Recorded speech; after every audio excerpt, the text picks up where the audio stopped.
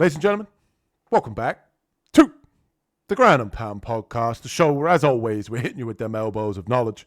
And this week, UFC 317, Charles Oliveira taking on Ilia Topuria is going to take place in the T-Mobile Arena. And to break it all down, I'm here with my co-host, Carlos. What's happening, Carlos? Absolutely nothing, brother. We got a stacked pay-per-view card to break down this week, and we're going to get right into the early prelims, giving you all of our picks, our predictions. I'm going to talk a little bit about the bets we have this week, and kicking things off, we have Niko Price taking on Jacobe Smith. Carlos, who you got kicking off the card?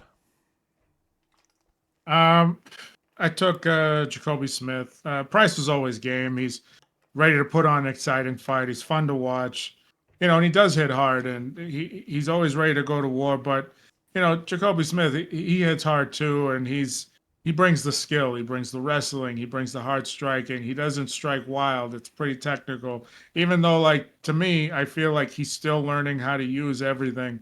He's finding a way to put it together for himself. And when he's catching people, he's putting them out. So this is a pretty easy one. I just think Niko's taken too much damage over the years. I think that, as much as I'm a fan of watching his fights, I got to go against him. So let's go with Smith. Yeah, two very confident picks here for Jacobe Smith. Two-time JUCO national champion in wrestling, trained over at AKA, now trains over at Fortis MMA. Three-time Division I All-American at Oklahoma State. And ever since I saw him on the Contender Series, I knew this guy was going to be an absolute problem.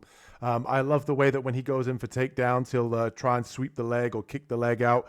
He even had like a little, he kind of went in for a takedown and kind of kicked the knee out of his opponent. Which was a nice little sort of savage technique, kind of stamping on the back of the leg as he went for the takedown. His entire game is built around his wrestling, but he does have nice hands. He has a nice 1-2. He has a very nice left hook finish of Preston Parsons in his last fight, showing that he's not just a wrestler, and he does have power and good hand speed as well. And to me, like Carlos said, I just think here with Price, I just think that he's taken far too much damage. And I even wrote in my notes that, man, he's got kids to feed, because that's pretty much why he's fighting at this point. I don't necessarily think he's the best fighter. I definitely think that he's showing that the age is definitely catching up to him, but he's still in there fighting for his kids and putting some food on the table, so hats off to him. But I just think this is a terrible matchup. The UFC knows what they're doing. Smith getting the early finish here in rounds 1 or 2 by KO or TKO is definitely what I would be betting on here. And I think that he does come in here and get the takedowns. And like Carlos said, Price is very live early. He does swing very wild. He does have, I think it's 10 first-round finishes out of his 16. So very live in the first round. I wouldn't be surprised if Smith kind of wrestles in the first round just to get the power out of the hands of Price. But even Tembo Garimbo in his last fight was able to get 7 of 9 on takedowns here. So I think Jacobe can do whatever he wants, whenever he wants. He could probably take hold of his wrist while he's got him on the ground and say, stop hitting yourself. But yeah, I think Jacobe Smith here gets it done with whatever he wants, probably first or second round TKO. And next up, we have Jhonata Diniz getting the short notice opponent replacement here of Alvin Hines. And I'm going to pass this one to you, Carlos, who you got in this newly scheduled bout. I took Diniz. Pretty much I'll take Diniz all day. Like, Hines he's a little slow, a little lumbering on the feet. I think he is a wrestler, was a wrestler. But in the fights, I see that he also has a hard time getting some takedowns as well. Like, there's a couple guys where they're a little bit more fleet of foot than he is in a few of his last fights, and he struggled to get the takedown. But on the feet, he was able to at least give them a run for their money, and actually he would get takedowns here and there in between the fight. He just couldn't keep them down. Diniz, if you get him down, you can control him. You're probably going to win the round, probably going to win the fight if you could do it every round. The problem is the way Hines actually comes forward to get his takedowns, Diniz is just going to beat him on the way in. Hard kicks to the body, hard kicks to the leg, hard shots, good left hook. Like, I just see Diniz putting him out on the way in. How confident are you in Diniz in this matchup? I'm actually pretty confident in this one. Yeah, I originally, when I watched tape on both these guys, as Carlos said, Hines is pretty much a wrestler and also a type of ketchup for those that didn't know. Yeah, I think Hines, to me, his level of competition inside of MMA so far has been very poor. Fights out of the Midwest, and when you look at some of his opponents, they've not necessarily been that high of a level. Obviously, he has done what he's supposed to do. He has finished most of them, 3 by submission, 3 by knockout, and he has gone the distance. Like Carlos said, pressure wrestler. He does like to get people up against the fence. To me, I think that obviously that the cat's out the bag with Diniz. He is a good kickboxer, does carry a lot of power in the hands, but if you can take him down, you will control him. He will not be able to get back up off of his back. And I do worry about that with Diniz here. I do worry that Hines might be able to get the early takedown and ultimately maybe find a finish with Diniz with ground and pound, or, get a kind of brutish ground and pound elbow stoppage. But I do think that Diniz is going to be able to keep this one on the feet. But I'm maybe not as confident as Carlos is in Diniz. He hasn't shown me enough to prove that he's all this and all that. I just don't trust him against some of these, UFC newcomers making their debut. But I do think he should get it done here. Maybe he, kind of shows the knee, shows the uppercuts just to kind of put Hines off and give him the price of admission for those takedowns. But I do think Diniz will get it done here with the far superior striking. But he's proven me wrong in the past, and he's kind of shit the bed when it's come to some of these fights in the past. But who knows? Maybe Hines comes in and gets the takedown, but I'm going with Diniz. And next up, we have Cedric Dumas taking on Jackson McVey. And I'm going to pass this one to you, Carlos. Who you got in this one? I'm actually going to go with the debut in Jackson McVey. It's not that I dislike Dumas, and it's not like he sucks as a fighter, but and he should get this done. I just feel that Dumas is going to be a better looking striker on the feet. Like things are going to look a little cleaner. Things are going to look a little bit more relaxed, and it's because he likes to fight at a certain pace.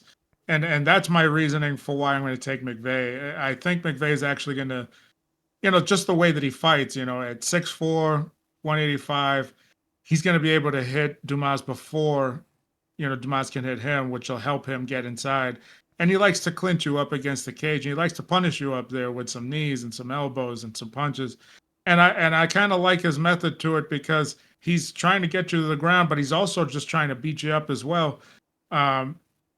He will stand and strike with you. That's when it doesn't look too good. It looks he has some looping punches, and they're not very clean, but they do the job. And he's gotten his knockout finishes like that as well. But I do think that if he gets him to the ground, little ground and pound, looking for the submission, yeah, he'll probably get it. I just think the pressure overall, even if this goes to a decision, McVey's got the upper hand.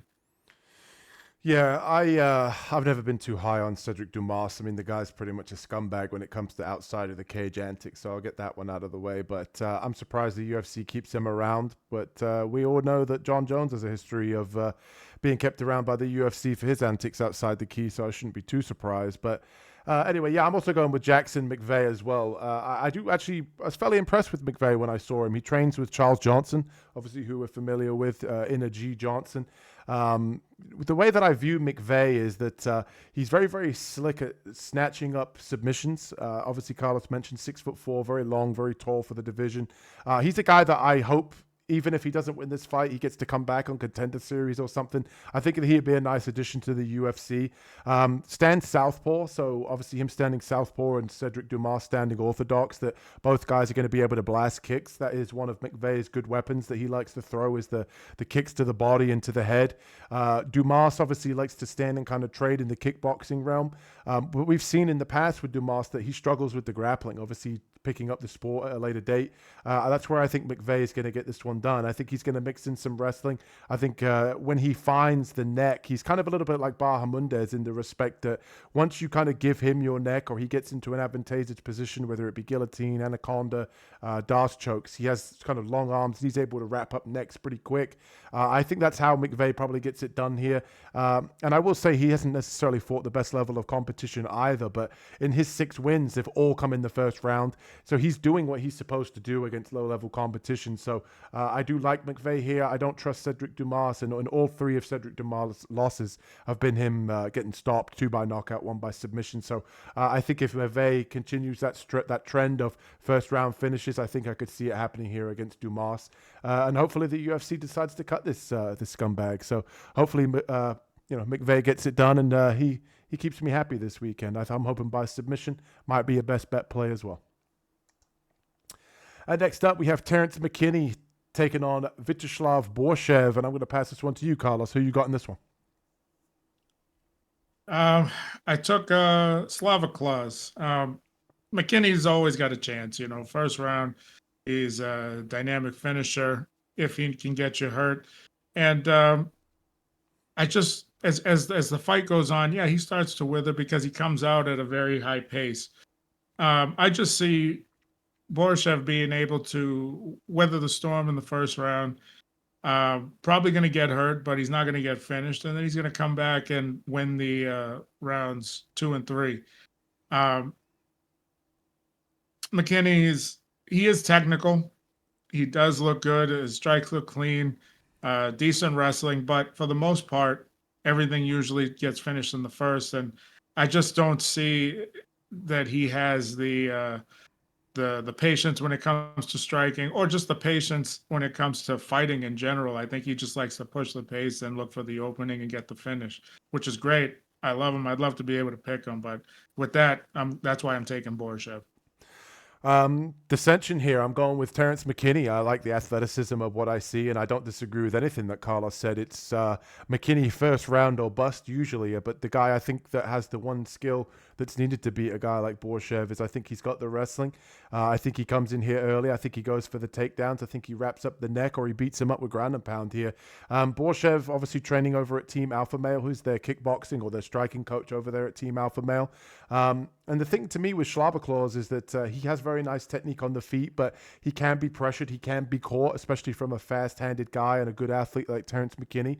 I do think McKinney as well, obviously he knows that he has a gas tank issue, but I think that he's started to lean into that, knowing that he needs to get the first round finish. Borshchev has been hurt in many first rounds in many fights, so I think it's a little bit of a 1 + 1 = 2 fight here for me with Terrance McKinney. I'd like to see him come in and wrestling. I think that would be the best path to victory here for him, but I wouldn't be surprised if he does land a big shot and knock out Borshchev just purely because of the hand speed and just the athleticism overall. But I do agree with Carlos. If this fight gets to the second round, I do think things swing a little bit. Maybe if Borshchev survives, it might be a good live betting opportunity for you guys to bet on Borshchev, just because we know that McKinney's going to gas. But I'm going to go with McKinney here. I just like the upside here, using the wrestling and kind of finishing this fight early in the first round from a guy that's taken a lot of damage. And before we got on, I said to Carlos, Borshchev did lose to Tom Nolan, who I don't think is necessarily all that good.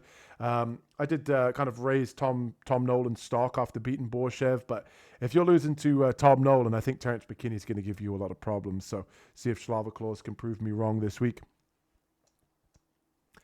And next up, we have Tracy Cortez taking on Viviane Araujo. Carlos, who you got in this one?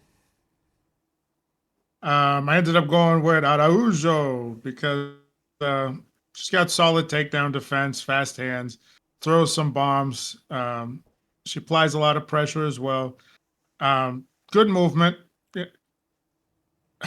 Tracy Cortez doesn't do anything that stands out.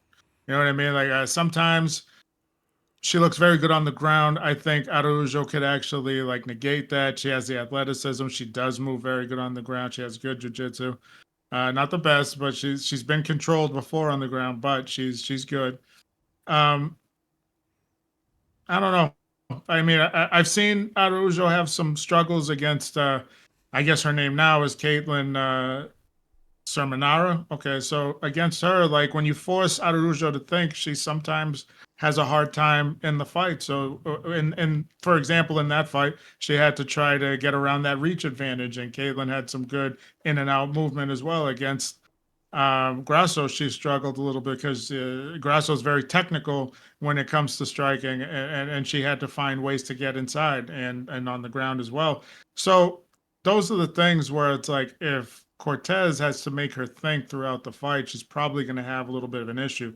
I don't see that being an issue. I see that Araujo should be able to overwhelm her, but Cortez does stay poised, and she does look to get the fight to the ground, because I think that's her best option in this one.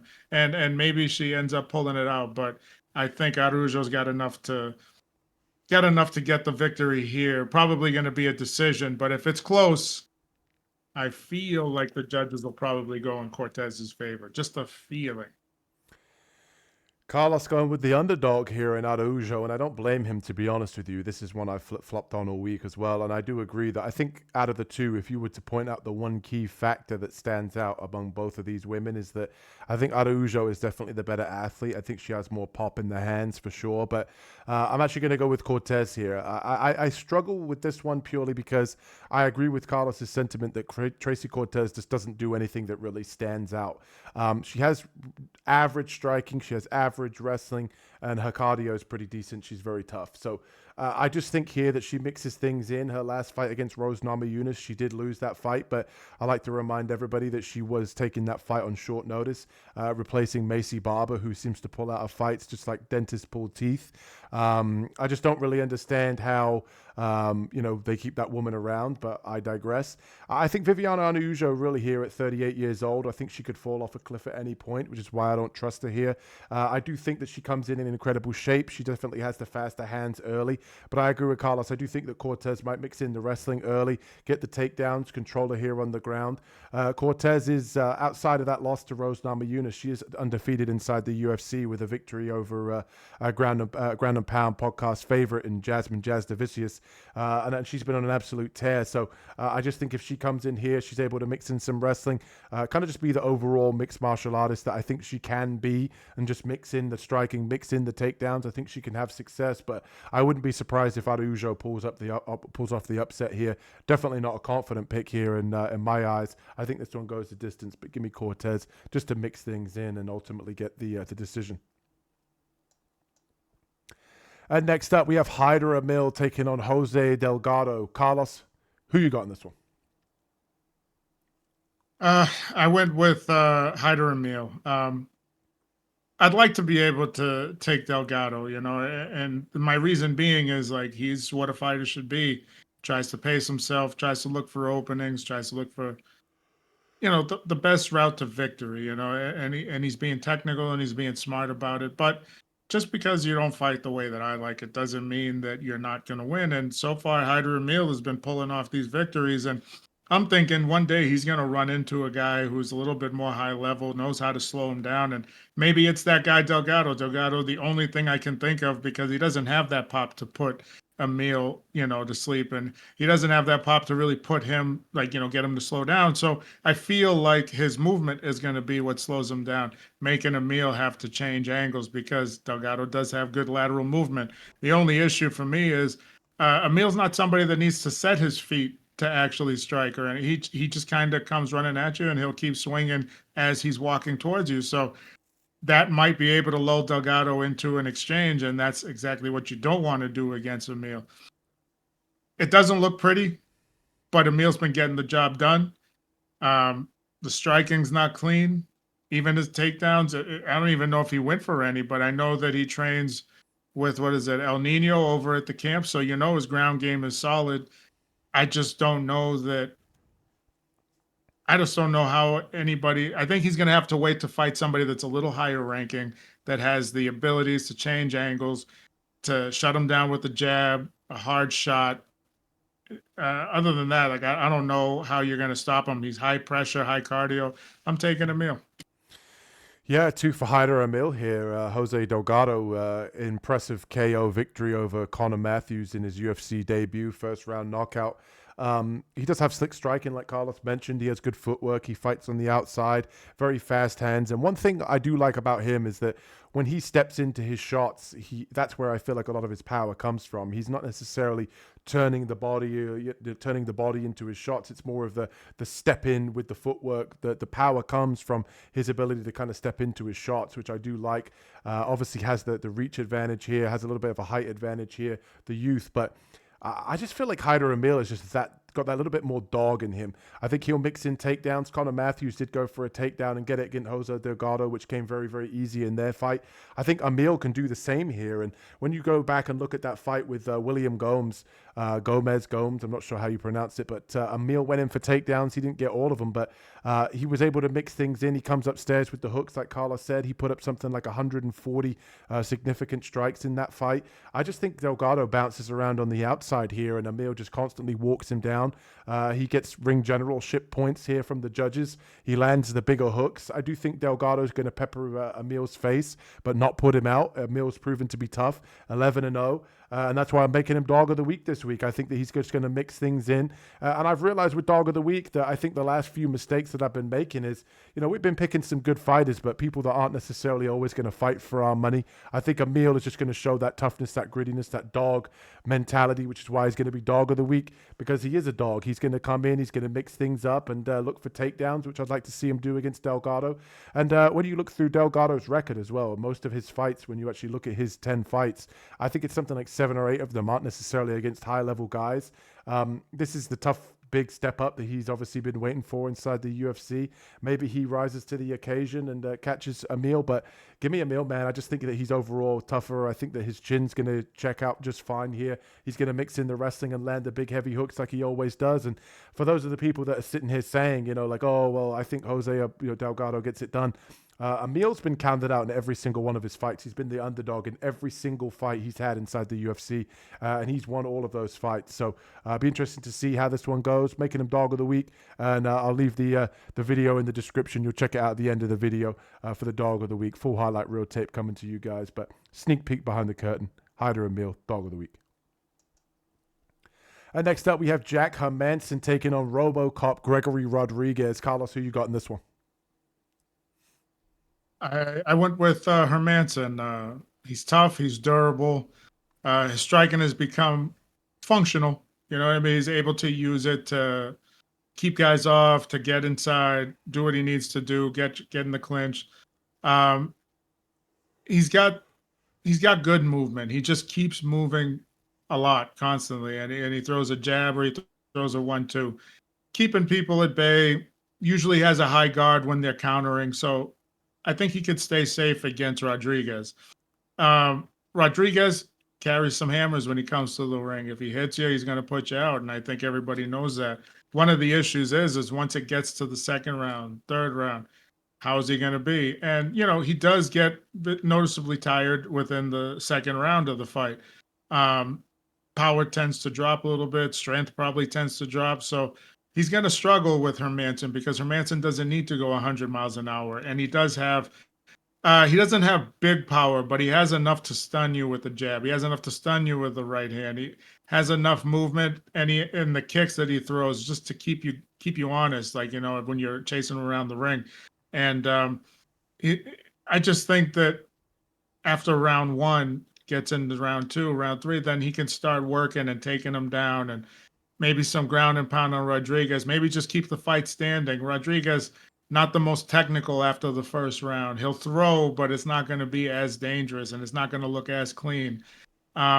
Hopefully Rodrigues has done something to try to correct that little flaw that he has with the cardio, but that doesn't come with the fact that he's not a hard worker. What that comes with is he wants the fight to be over early. He wants to hurt you. And if you come in with that mindset and you're going to throw 100%, that's fine. I love seeing it. I love seeing the knockout as well. I love seeing people get hurt.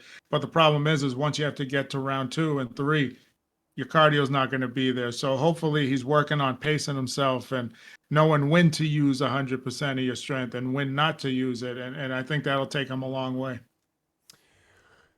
Give me RoboCop, man. Come on now. Let's. I love the dissension. I love when Carlos and I disagree on fights. I think it's good to be able to get a perspective for you guys on either side of the coin. I do like Jack Hermansson. I do think he is a very, very good fighter. Obviously fights behind the jab, good ground game, and coming off that Joe Pyfer victory, I don't think that that's a bad victory at all. I think that's a good win. Joe Pyfer's proven to be very, very dangerous, but I think Gregory Rodrigues is just that little bit level above. To me, Gregory Rodrigues in a 5-round fight is a different one to a 3-round fight. To me, he knows he can push a little bit more of a pace over the course of 3 rounds. I don't necessarily know what happened with the last performance that he had against Cannonier. I think he, if you remember in that fight, he did hurt Cannonier early in that one. I think he may have got gassed trying to finish that fight. And I just don't think Hermansson has that same toughness. He's been finished by KO 3 times out of his 8 losses, twice by submission. So 5 out of his 8, he has been finished. Gregory Rodrigues is obviously a very credentialed, high-level BJJ practitioner. He can get it done by submission. He has absolute dynamite in the hands. He swings wild. He swings very powerful hooks. And I just think that if he pressures Hermansson, he's just not going to be able to get him off of him here. I think Gregory Rodrigues runs through him early in round one. He gets back in the win column here. And also, I think, to be honest as well, like when I was doing this fight and, putting in the stats and looking at the ages, I didn't realize Jack Hermansson was 37 years old as well. I knew he was old, but not that old. So I do think that Gregory Rodrigues comes out here. I think he flatslined Hermansson into one of the first 2 rounds. I do think that the cardio is not going to be as much of an issue here. I think even if Gregory Rodrigues ends up, kind of winning the first 2 rounds, Hermansson might win the third round, but obviously Rodrigues would then win a decision. That's how I see this fight playing out. I think either way, it's either going to be a 29-28 Rodrigues, maybe even a 10-8 round in there from all the damage. But I just see wherever this fight goes. I think RoboCop's going to have the advantage. Bigger, stronger. Obviously, Hermansson has the cardio advantage, but I don't trust his durability to take a punch from a guy like RoboCop. I think he gets it done. Fairly confident in him this week. But I love it when Carlos and I disagree because one person's going to be wrong and one person's going to be right. And we'll talk about it on the recap. But I think Rodrigues gets it done. We can talk about Jack Hermansson being 37. How old is Rodrigues? Was he 45 years old? 33, but that's what his birth certificate says. Okay. I don't know. But we go from old blood to new blood when we have Payton Talbott, the up and comer here, taking on Felipe Lima. I'm going to pass this one to you, Carlos. Who you got in this matchup? I like Talbot. I think his power looks the part. He looks the part. He's got KOs. He's exciting finishes. The problem is the chink in the armor is the being able to be controlled on the ground. And Felipe Lima's got the ability to do that. The other thing Felipe Lima has is the ability to be exciting on the feet and throw some bombs as well. I think that's a horrible idea because Payton Talbot is actually very technical on the feet. He's probably one of the best stand-up fighters in the UFC that has no ground game whatsoever. So if he wants it to be a better night for him, I would say he should use his jab, use some kicks, like some leg kicks, try to get to the inside on Talbot. Watch out for the knees, watch out for the elbows, uppercuts. Talbot is very skilled and his timing is very good. But for Lima, try to time everything so that you can get him at least up against the cage if that's how you're looking to get him down with some foot sweeps or if you're trying to take him down in the middle of the cage, just get in for a double leg or single leg, turn the corner, get him down, but be wary of those uppercuts and knees because he's slick with his striking and you never see it coming. I think Lima also on the ground can push a pace once he's there. I think on the feet is where the problem is, and I think Lima has to find a way to get this to the ground, but I'm taking Lima because he's got more options in ways that he can win this fight. Yeah, I agree with that sentiment completely. I think Lima has way more ways to win this fight, and the grappling is obviously one of them. And we knew from that Payton Talbot loss to, Barcelos in the best bet for all of ground and pound history, the plus 1,000 for Barcelos to beat Payton Talbot. We had it here on the channel, but Felipe Lima here, he's looked impressive to me. His fight against Naimov, he really showed ability to mix in the grappling. The fight before that, he showed off the striking. Very, very fast. He's got a fantastic back takes. And I think here with Payton Talbot, even though Lima isn't necessarily the best wrestler, he has enough wrestling to be able to take Talbot down and control him on the ground. I think that he'll probably take his back at some point in this fight, either choke him unconscious or beat him up on the ground. We know with Payton Talbot, very slick striker, has a nice 1-2, has power in the hands, nice counter strikes. And his obviously knockout victory over Cameron Simon is something that obviously will be fresh in people's mind as to what he can actually do inside the octagon. But I just think Carlos hit the nail on the head when he said Lima has more ways to win. I think that the gap on the ground is huge, but the gap in the striking, maybe you could make a case that, Lima has maybe even the better striking in terms of the speed at least. I do think that the height here could play a factor in maybe the takedowns. It might be more difficult for Lima to get the takedowns, but ultimately I think he climbs him like a monkey, ultimately gets the submission submission here, or maybe even just rides him out with the ground and pound victory. Rides him out for a decision or gets a ground and pound victory. But either way, I see Lima getting his hand raised. And unfortunately for Payton Talbott, he has a terrible tattoo and might go 0-2 in his last two. So we'll see how it goes. But I feel good in Lima this week. I think he gets it done.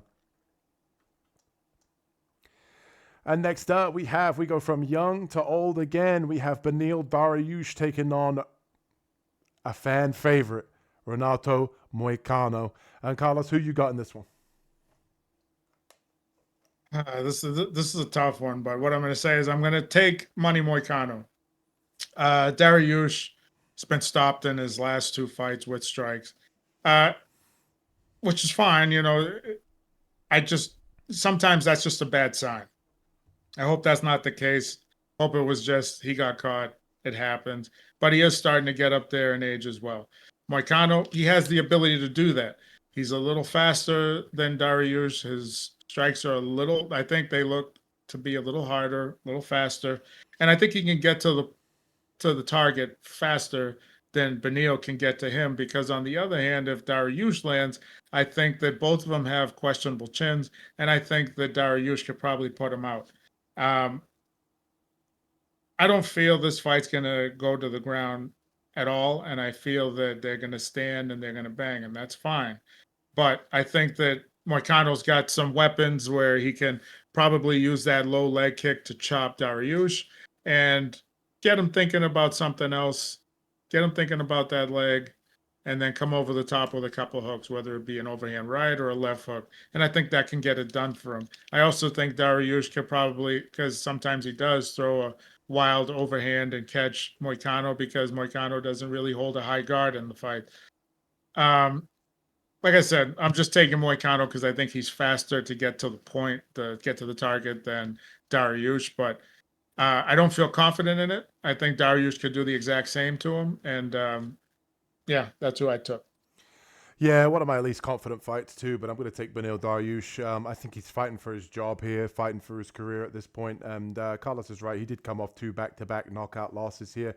But they were against Armin Petrosian, obviously, top 3 guy of the division, and Charles Oliveira, who's fighting later on in this card for the belt. So I do think that there is a lot to be said about a guy that's on back-to-back knockout losses. I do think he's obviously going to come in very motivated, but both guys are very chinny here. Both guys very well-rounded on the ground. And I just trust Dariush's boxing a little bit more.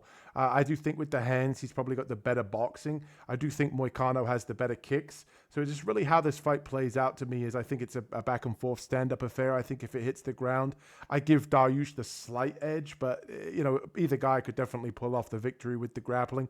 I just think that Dariush's hands are going to be a little bit better, and you're giving me plus money here on a fight that I think is very, very 50-50. Both guys similar in height, similar in weight, similar in age.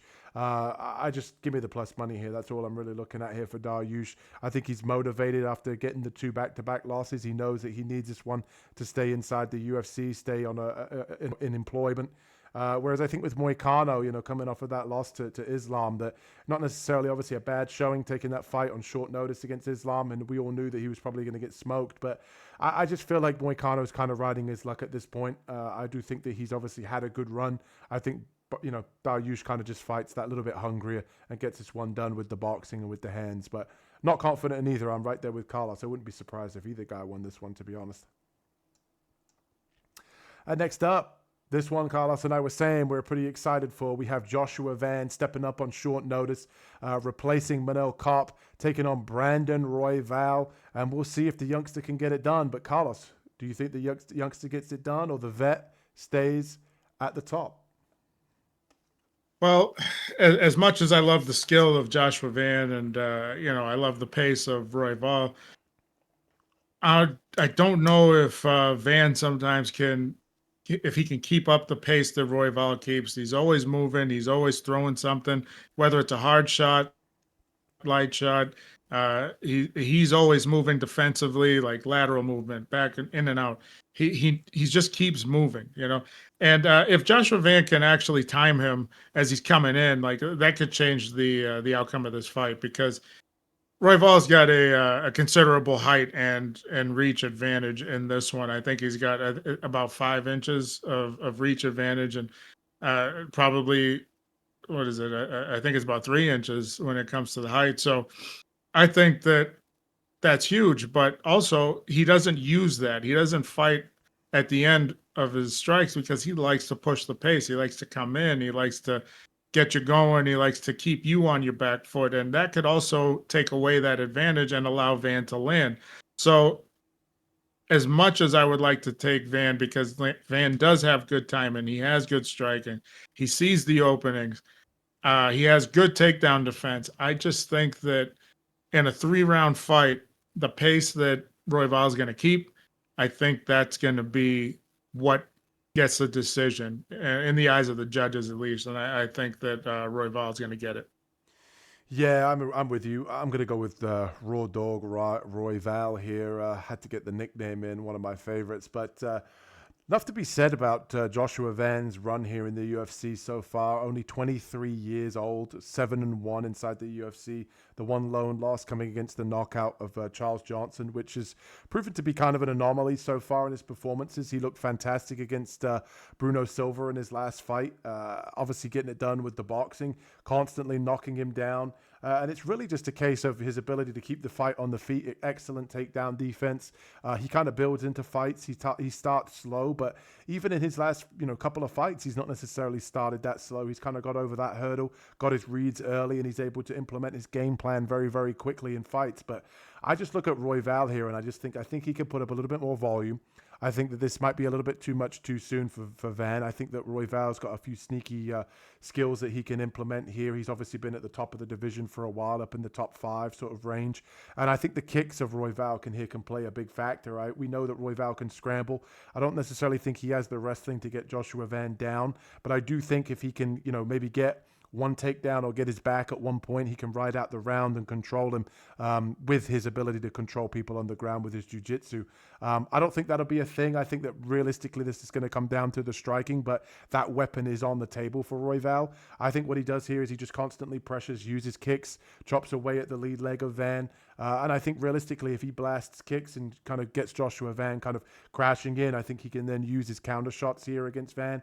I ultimately just think that the overall experience here of Brandon Royval is going to shine, but I don't think this is a bad look for Van. I do think that he has absolutely nothing to lose and absolutely everything to gain. And I wouldn't be surprised here at a pick'em -110. I wouldn't be surprised if Van pulls it off, but give me Royval here just to show his experience, blast the kicks, mix in some wrestling, and had a full camp as well.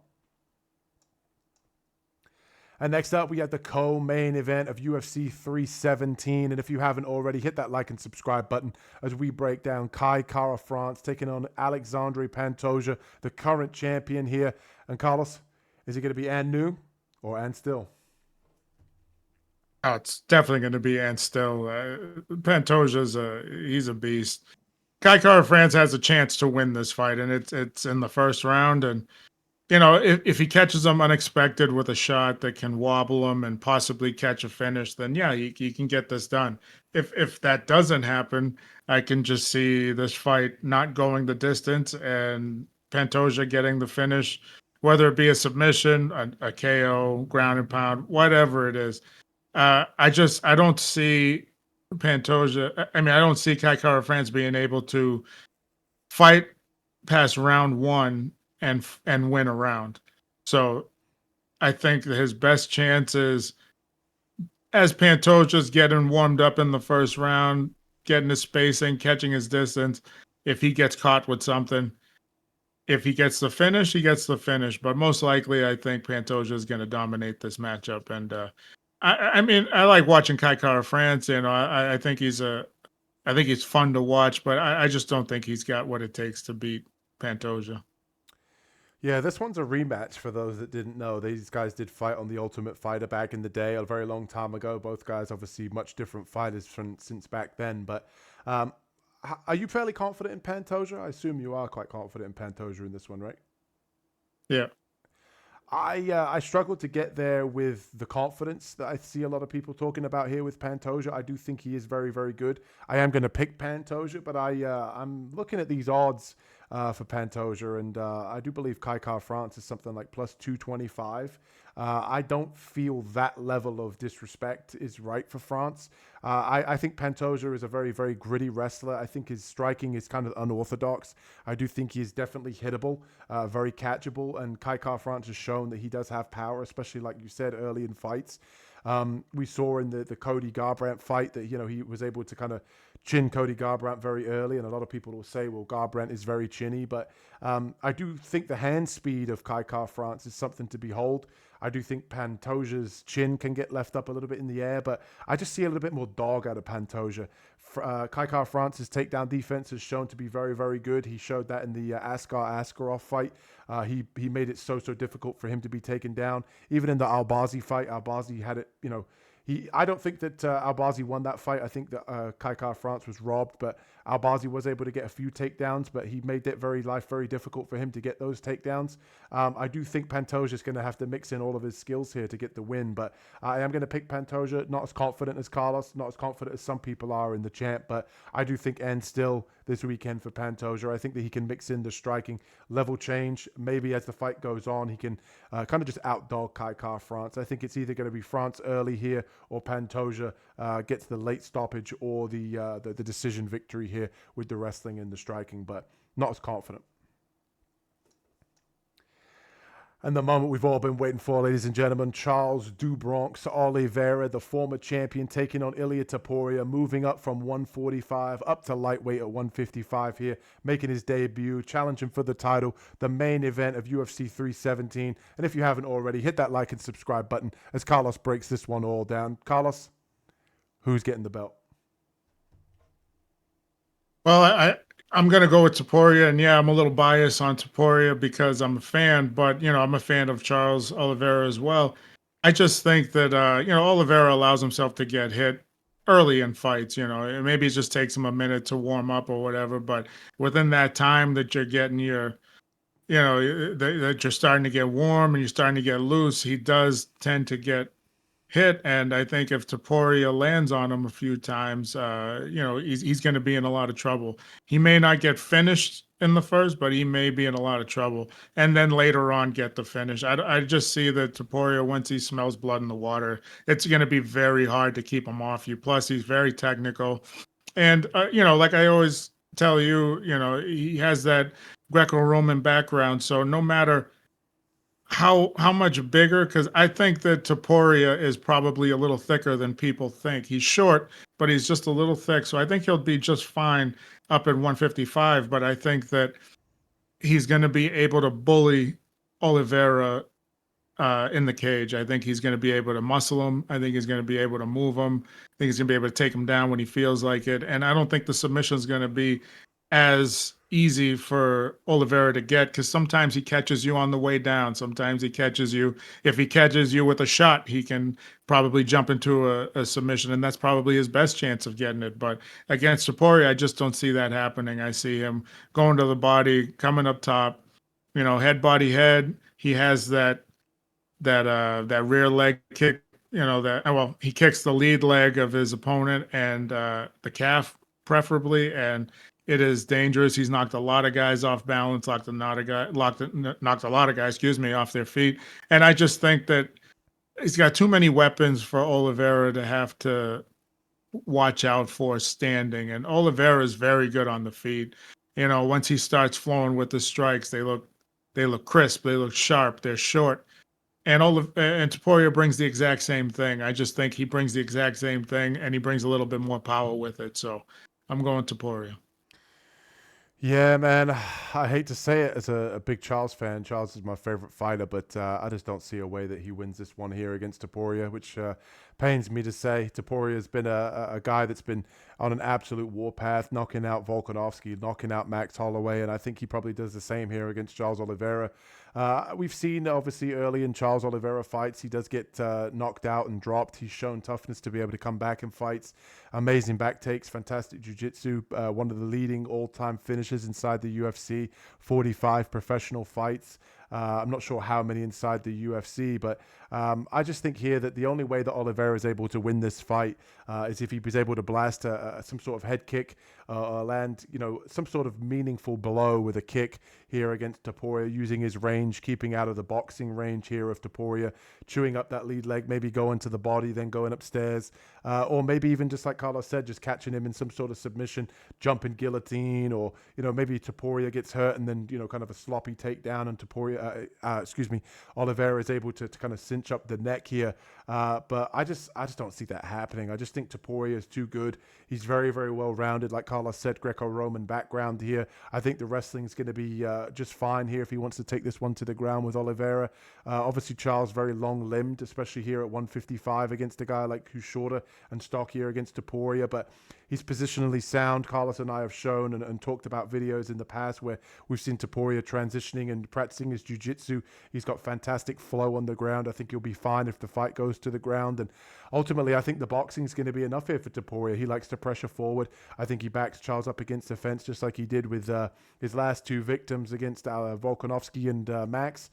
I think he ultimately finds the KO inside the first 3 rounds here. I think, like Carlos said, he goes body head, probably lands some sort of hook upstairs to Charles, knocks him out, and we see Ilia Topuria winning another belt here at lightweight for a double champ status, and we'll see what the future holds for him. But I just think Ilia Topuria is a problem. As much as I love Charles, I just don't see a way that he gets this one done outside of a Hail Mary submission or a Hail Mary head kick like Jai Herbert had on Topuria. Unfortunately, I think that's a shame. I'd like to see Charles win the belt, but the sport's not always that kind. But 2 for Ilia Topuria here to get it done as the new champ. And that's what we have time for, ladies and gentlemen. Coming up, I feel like that one went by pretty quick, but coming up on the channel, if you haven't seen it already, we have the full card breakdown for the PFL World Tournament, middleweights, light heavyweights, and heavyweights, all of the big dudes this week. Carlos and I are broken it all down here on the channel. Full card breakdown. We'll leave a link for that in the description for you guys. Should be popping up on your screen shortly. Dog of the week is going to be live soon as well. My favorite betting underdog on this card. Full card breakdown for the dog of the week. There will be the favorite betting underdog. Full highlight reel tape is what I meant to say. And also a breakdown there of why I like that favorite betting underdog. And also our PFL best bets video will be live later on in the week. I'll also be doing a best bets video for the UFC 317 fight card. Our best bets have been absolutely crushing it on both cards. Tune in if you want to make some money. And Carlos, what do you want to say to the people? Hope you enjoyed the content. Just remember to like and subscribe, and that's all I got. Yep, and we guys, as always, we'll catch you guys in the next one. Peace. Peace.